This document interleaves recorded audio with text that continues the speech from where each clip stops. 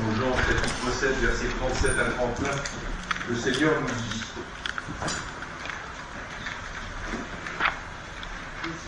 non seulement il nous dit, mais ici dans la parole il dit: il s'écria. Il s'écria. C'est parce que c'est très important. Jésus se tenant debout s'écria: si quelqu'un a soif, qu'il vienne à moi et qu'il boive.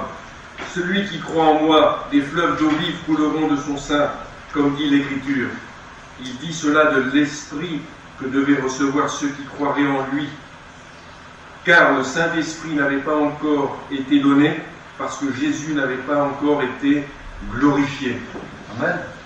Amen. Gloire à Dieu. Aujourd'hui, nous sommes privilégiés parce que nous entendons cette parole et nous savons que le Saint-Esprit a été donné. Amen. Gloire à Dieu. Le Saint-Esprit a été donné. Jésus précise au moment de son ministère, lorsqu'il avait ses disciples autour de lui, lorsqu'il avait les apôtres autour de lui, lorsqu'il parlait à la foule, Jésus avait déjà prophétisé pour le jour de la Pentecôte. Amen. Gloire à Dieu.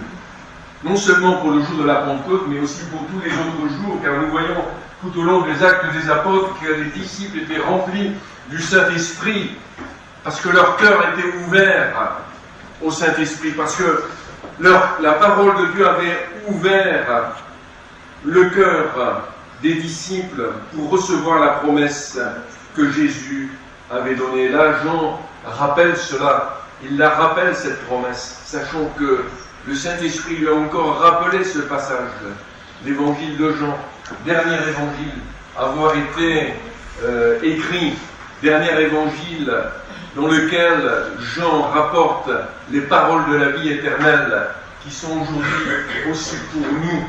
Amen. Gloire à Dieu. Avons-nous un cœur ouvert pour recevoir?